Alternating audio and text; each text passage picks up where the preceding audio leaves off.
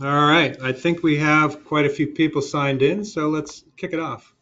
So, good morning. My name is Matt Stewart. I'm Director of Sales at the Federal Home Loan Bank of Boston. Yep, the home of the world champion Boston Celtics and the undefeated New England Patriots. Boy, that statement is not going to age well, probably before we even send out this recording. But anyways, nevertheless, here we are. So on behalf of all of the Federal Home Loan Banks, I want to welcome you. So this webinar is being put on by all of the banks. We have people from all over the country attending at this point. So for those of you on the West Coast, maybe you're still eating breakfast while we on the East Coast, or at least me, are already thinking about for lunch. So anyways, um, we we try to bring you industry experts periodically in these types of webinars. It's always good to hear what's on their minds. What are they thinking? So it's a great opportunity for you to gain insights. And so today, the topic is especially near and dear to the Federal Home Loan Banks. We're going to be talking about residential mortgages. So when you consider that home loan is in our name, we are certainly a big fan of this asset type. Our mission, as most of you know, is providing liquidity and housing, and residential mortgages makes up a good portion of collateral that's pledged to us across the system. So whether you already issue residential mortgages or whether you are considering the asset type, or even if you're just curious about the asset, I think you'll find today's webinar to be pretty informative. And so what I would do is I would encourage you to ask questions. In the upper right, you'll see a box with a question mark in there. If you click on that, you'll be able to type in questions. We'll be able to see it, and then we'll try to get to as many questions as possible. Now, just so you know, there are no bad questions, but we will make these questions anonymous just in case. All right, so if we go to the next slide,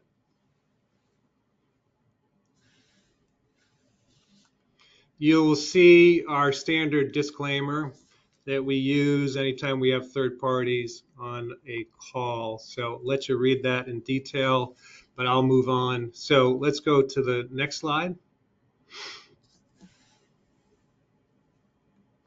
So I introduced myself earlier. I've been with the bank for about 10 years. Prior to that, I worked at two large global financial service companies.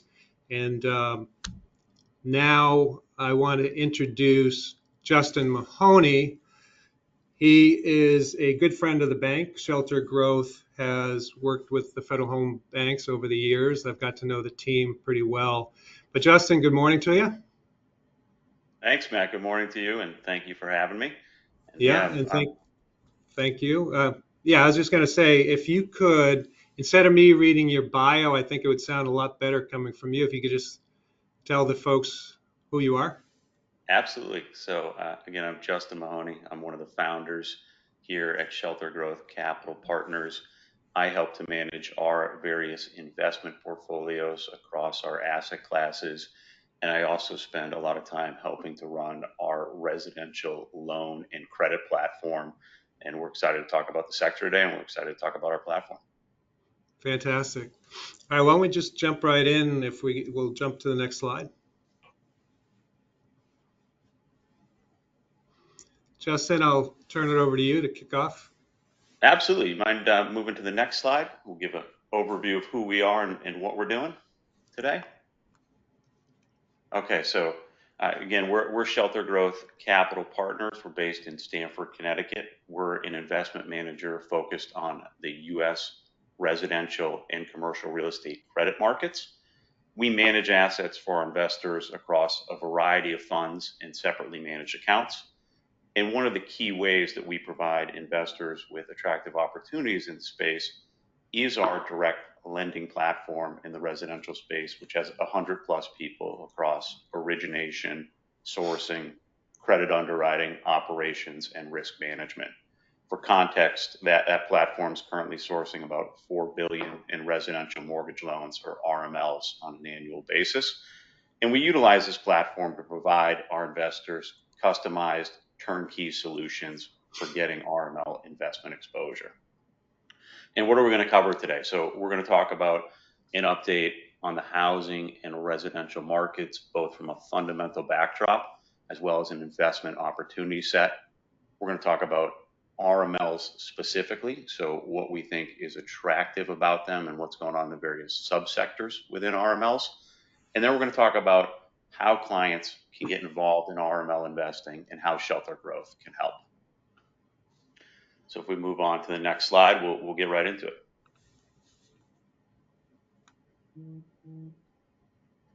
Okay, so here we're going to talk about the fundamental outlook, what's been happening, what we see. And the big picture here is housing and residential credit performance has been strong in our view, and I think the broad market's view is that the outlook continues to be positive. I'd say there's a handful of factors that really underpin this outlook, and I'll go through them and then we'll talk about them in a little more depth. And so, number one, the U.S. is significantly underhoused, and that provides fundamental support for home prices. Number two, we have a record amount of home equity in the U.S. right now with $30 trillion. And number three, underwriting standards are materially more conservative, and the underwriting process for residential mortgage loans and credit has significantly improved post the great financial crisis. So we dive a little deeper into each of those. So look, the supply demand imbalance in homes is real, and it has quite a number of impacts. And the reality is, the U.S. has underbuilt for the past decade or more post the great financial crisis. And it's going to be hard to catch up for that. And as I said earlier, the supply demand imbalance really does provide fundamental support for home values.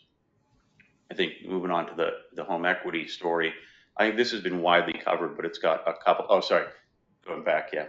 On the home equity story, there's really a couple of main outputs here. And so number one, borrowers' equity is a main driver of, defaults and credit losses. And so when you've got substantial equity in the market, that provides a great backdrop for fundamental performance.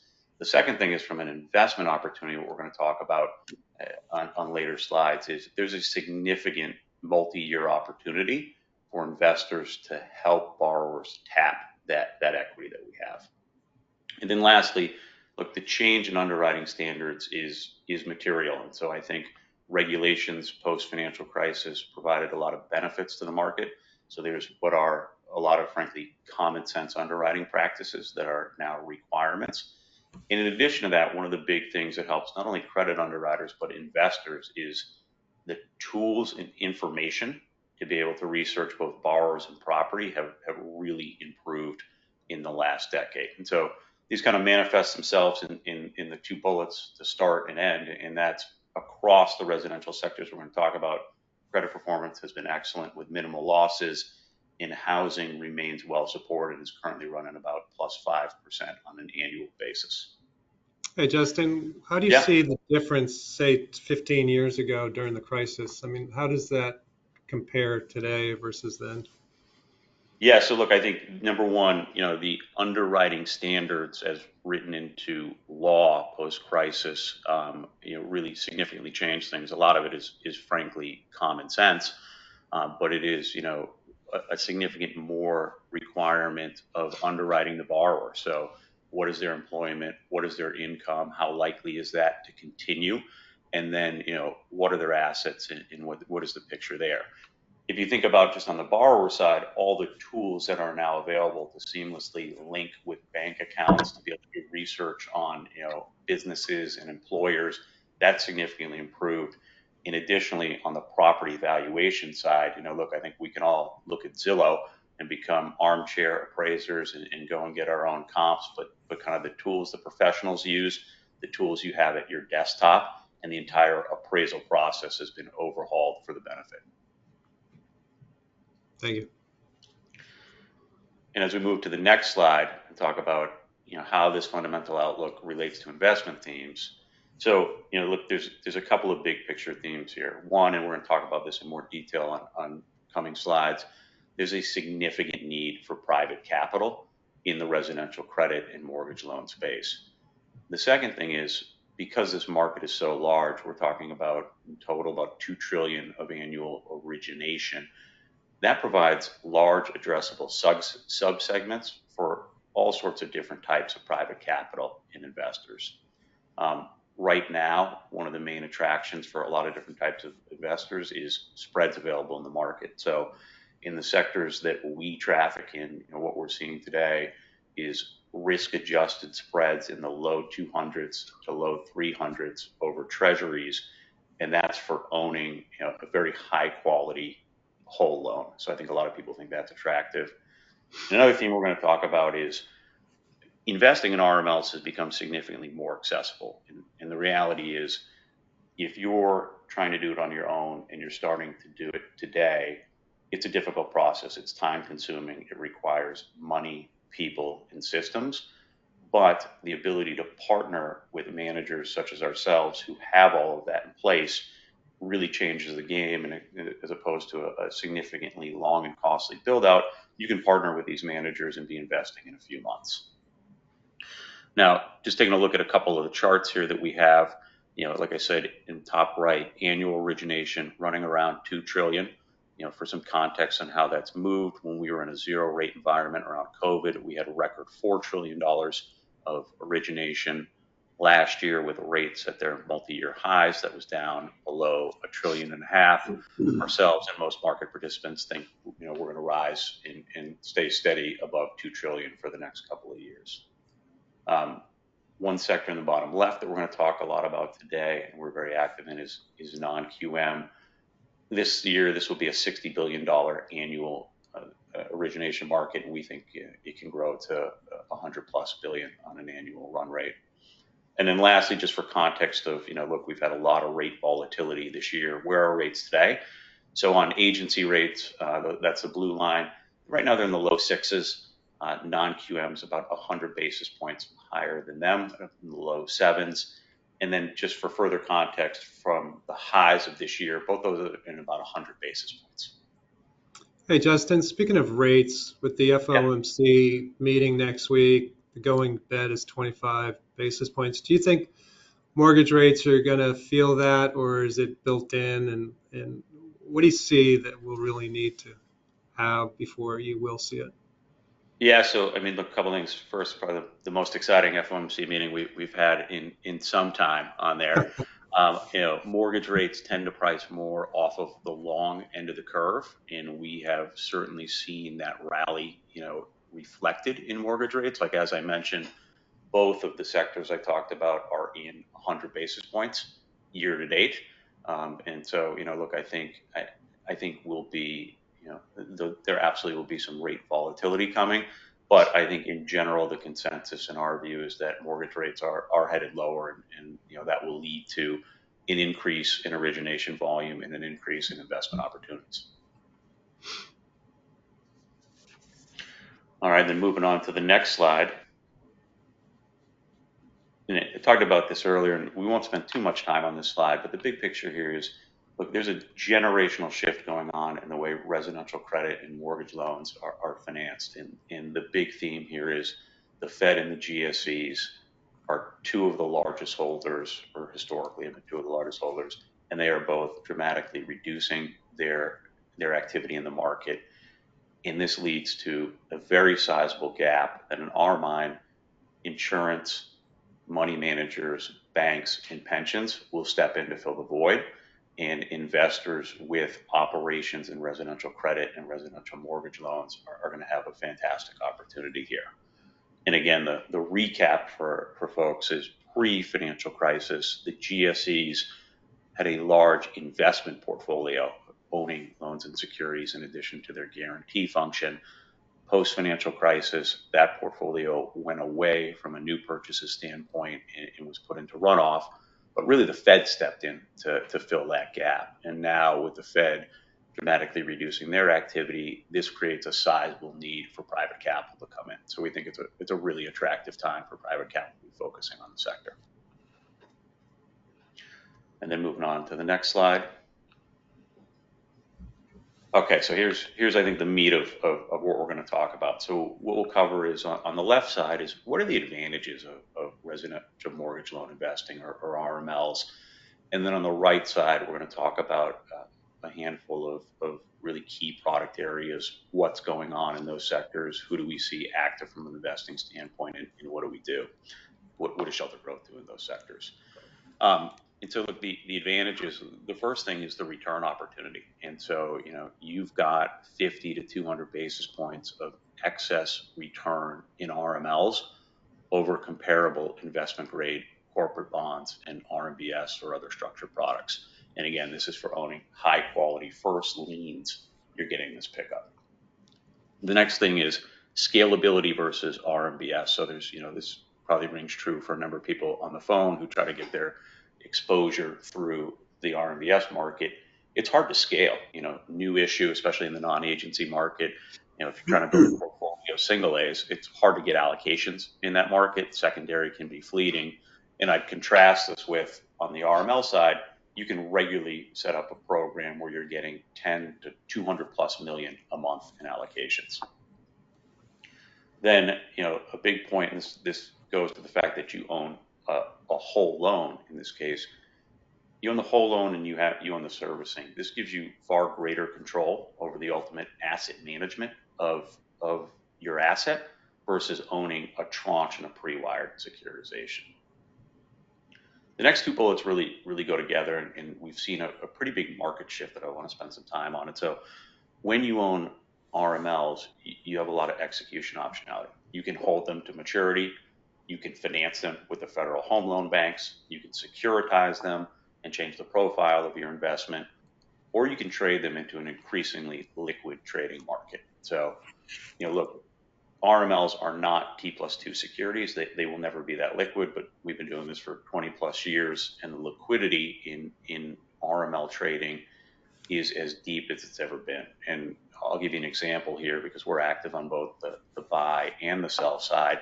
The typical cadence today is someone can put out a pool of RMLs, look for bids in 2 days.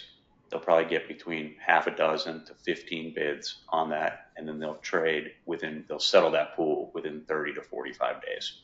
So that increase in the amount of loan trading is significant. It's really ramped up over the past couple of years, and we think it's something that's here to stay. Doesn't mean that there won't be disruptions in it, but I think that the change in liquidity is a significant factor that's here to stay. And the last point that I'll touch on before we get into the opportunities on the right, but I think it dovetails with that, is one of the things we talk to clients about a lot is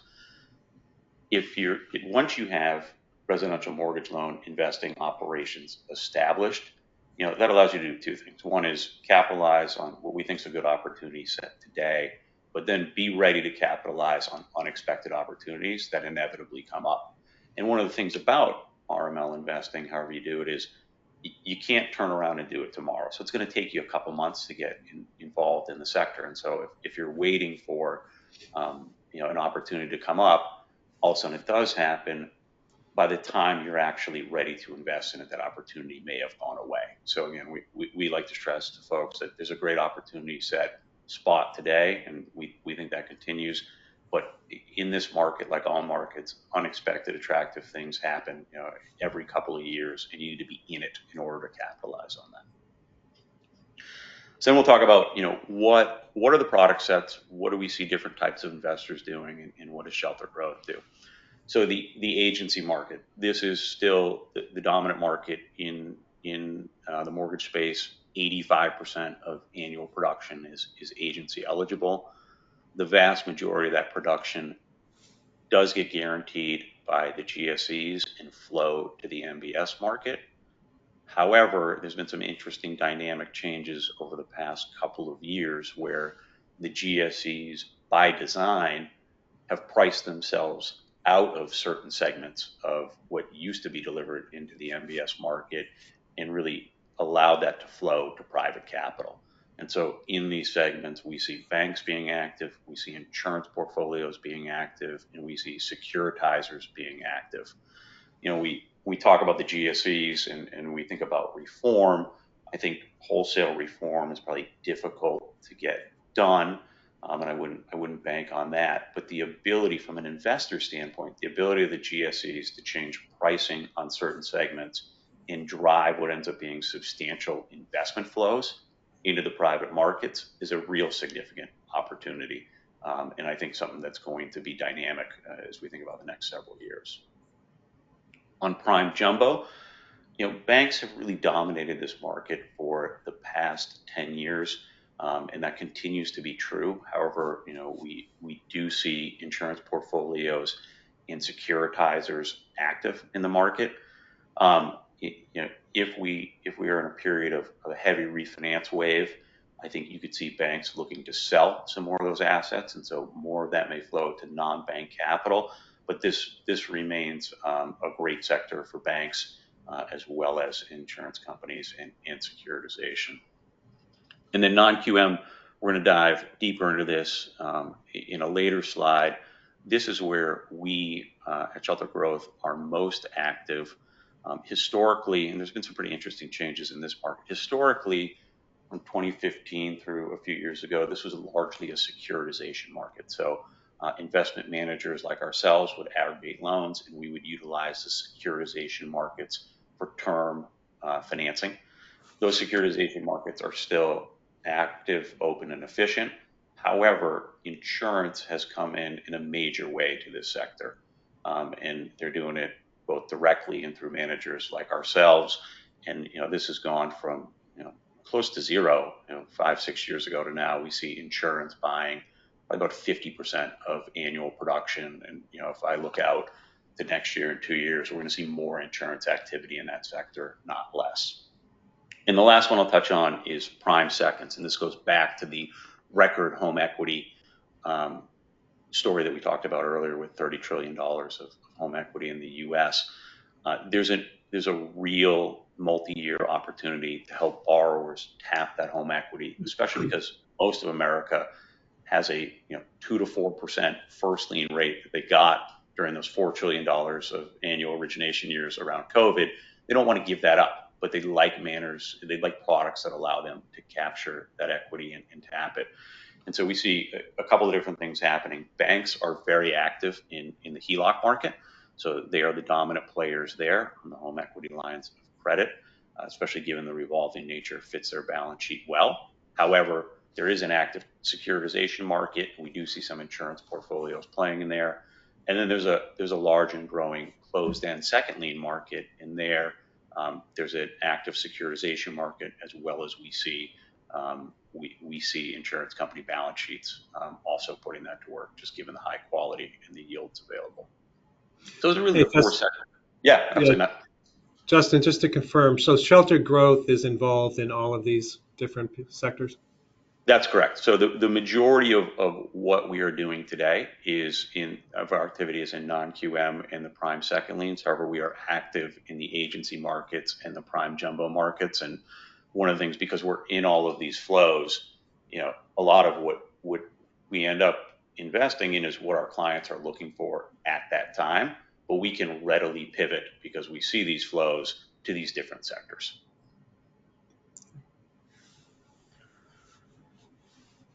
All right, and then moving on to the next slide.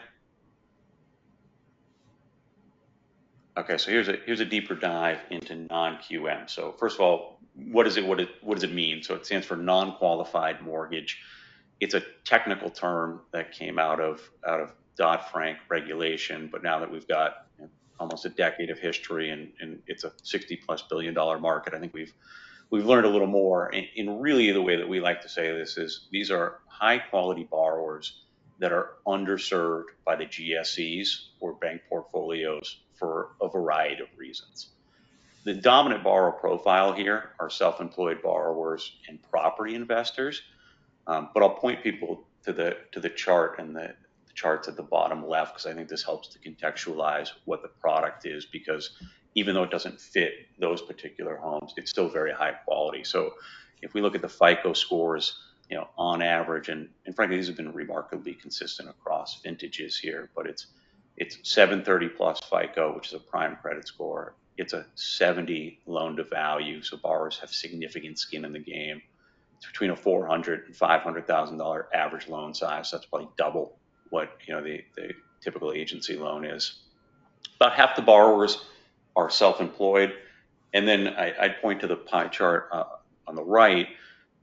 40-ish% of this market is loans on investment properties. There's an interesting feature there where lenders are allowed to put prepayment penalties on the investment property loans, and RML investors have really liked that particular sector because the prepayment penalties provide a very interesting convexity profile. So you kind of wrap all that up in the high quality nature has resulted in very strong credit performance. So, we've got 10 years of history now, and there's been less than 5 basis points of cumulative loss in the sector. And so that fundamental backdrop, really coincides with the return opportunity in the sector. So coupons over the past years have ranged between 50 and 200 basis points over agency loans. Right now, they're running about 100 basis points over. And then spreads, as we see them over really the past year here on a risk-adjusted basis, have been running 250 to 350 basis points over applicable treasuries. So I think that's led a lot of demand, both from the securitization markets as well as the insurance portfolios into this sector. And it's a sector we think is going to continue to grow. And then we can move to the next slide. Okay, so we talked about this. Insurance in the RML space has been a very interesting story, and it's one that's really just starting to evolve. And so for a variety of reasons that we'll touch on some later slides, insurance companies, as well as a number of other investor types, have historically underallocated to the sector. So if you look at the table on the bottom, the industry's got about 1% of their portfolio dedicated to RMLs, whereas they tend to be much more heavily weighted towards commercial and corporate credit. And over the past several years, we've seen a number of different types of insurance companies really start to be first movers and lean into the sector. And there's some leading insurance companies that have moved from that 1% to closer to the mid-single digits or even high single digits of their investment portfolio.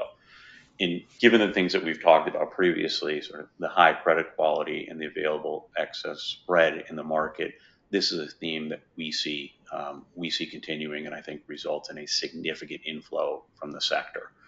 And a couple of things that I think are unique to the insurance company, and one of the appeals is, especially for life cos, the risk-based capital treatment on RMLs is incredibly attractive.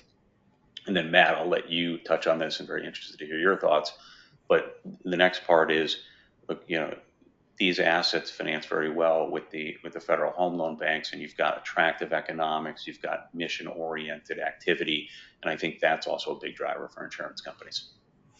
Yeah, I would say overall, whether who's on the call, this is our mission housing. So residential mortgages is certainly a sweet spot. I mentioned at the beginning that majority of our collateral is residential mortgages, so it's pretty good. And then on the liability side, borrowing from the Federal Home Loan Bank makes a lot of sense when you invest in these types of assets. And there's certainly quite a few different products that they have available through us that would match up nicely with investments in the residential mortgages.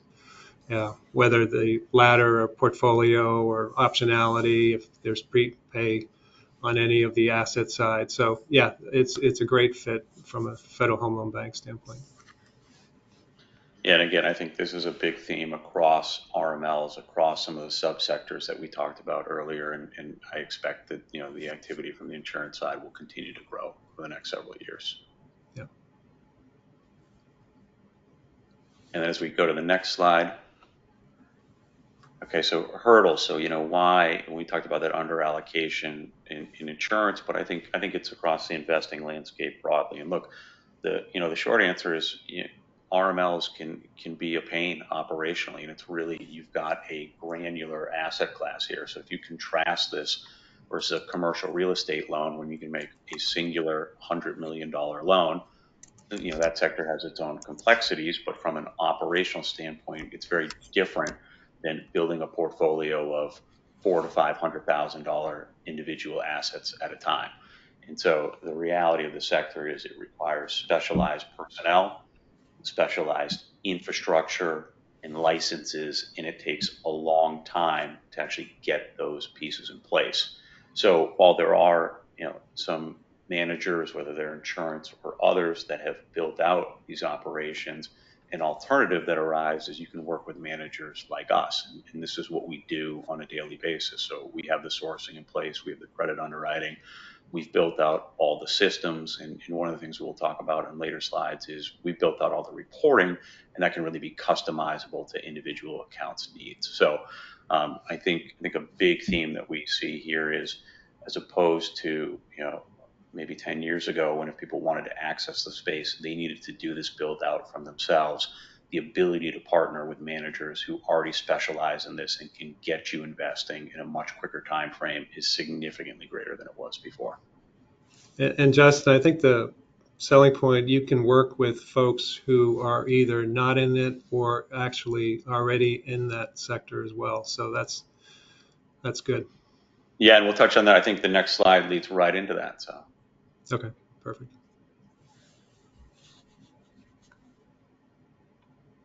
If we can go to the next slide, please. Okay, yeah, so here's different ways to work with us. So let's start with if you have existing infrastructure. And look, we work with folks in a variety of ways that have this infrastructure across banks, across insurance companies, across money managers, and we can work in a variety of ways. So we can source targeted assets for clients. That can be on a programmatic basis, that can be on a one-off basis. We can act as a takeout for RMLs. I think some unique things are going on in the banking sector where banks want to make sure that they have products to offer their customers, and they like the origination side of the business, but they may not want to own the asset forever. And so they can partner with people like us to be a takeout where they have, they have a product they can offer the customer. They can retain the customer because we're not a bank. We're not interested in soliciting the customer for other products. And we can be the takeout for that. So that works well. So again, we can work on both the buy and the sell side for folks that have existing RML infrastructure. And then if you don't have it, look, this is what we do. So we build RML, SMAs, JVs, whatever people want to call them, that are fully customizable to what investors need. And one of the things that we like to highlight for folks is they're dynamic. And so what you start with today is, what your volumes are, what your target assets are. They can be readily adjusted based on investors' needs and market conditions. And then lastly, across both sides, we are an active fund manager. We have a series of vehicles, and we welcome discussions around people being an LP in our funds. And then moving on to the next slide. So here, look, the big takeaways from this is, we talked about the different hurdles. The things I think we like to tell people is, we've done this before. This is what we do on a daily basis. We've got, examples and clients where they've scaled portfolios significantly, and they haven't needed to add any headcount for doing the RML investing. In a lot of cases, they're relatively small teams. And they outsource, all of this to us while staying, very involved in the process. The thing that I think we've talked about, look, we work with you on the setup, we customize the process, handhold along the way. We've got kind of the platform, the sourcing, the credit operations. But the risk reporting is a big deal, and I think that is something that we help to get clients over the hump, because there's a lot of different needs. And so what the investment team needs from a reporting standpoint is different than what the accounting or operations or regulatory compliance people need. We have all those things in place, and we can customize them to your needs. And then, I'd say, because I think there are a lot of insurance clients on the phone, or sorry, insurance companies on the phone. Insurance has its own nuances to it. We work with insurance clients. We think we speak insurance.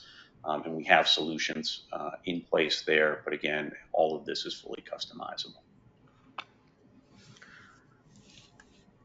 And then the next page here, and I think one of the takeaways from this page. So what is this? This is an example of analytics, how we look at the world and what we also what we also supply to clients. But a big takeaway here is, look, going back 10 years, it was hard for people investing in RMLs to understand, what do I own?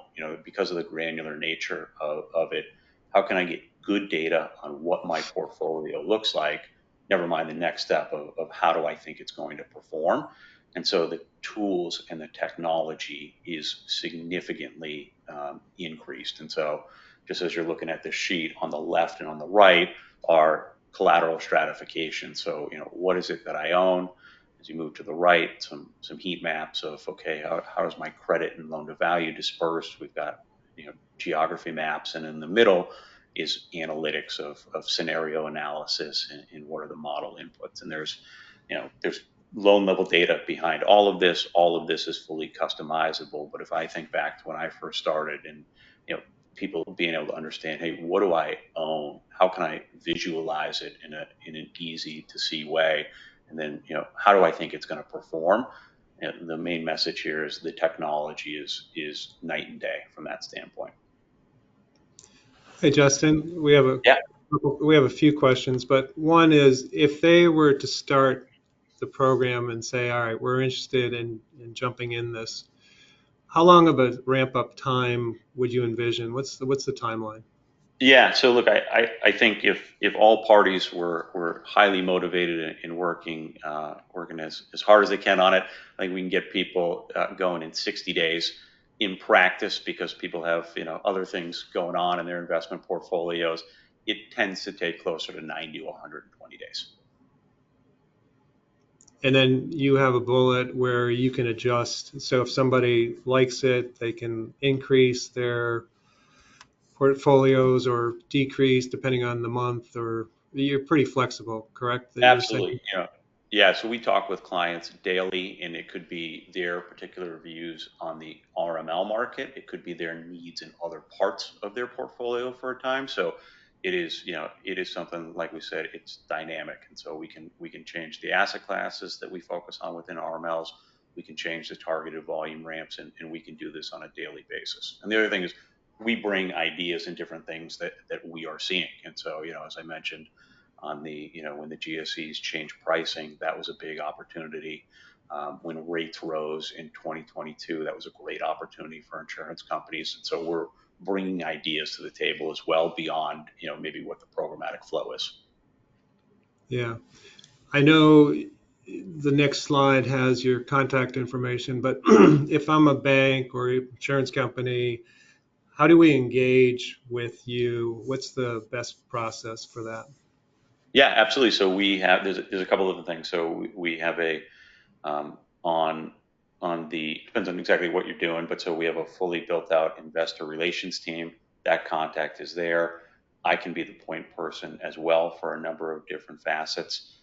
So on the trading desk, we're actively talking to our bank clients and our insurance clients, and so you can start with myself, and then we'll get the whole team involved.